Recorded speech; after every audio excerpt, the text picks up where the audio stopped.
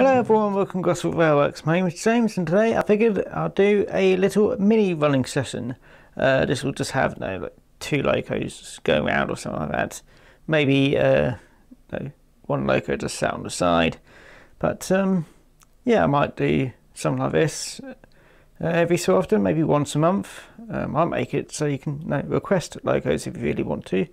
I need to put up list of all the ones which I've got. It will be limited to my ready to run locos for a while, and also which ones I've got on DCC, so I can get everything all sorted. But yeah, I just figured just something else extra so you can have a look.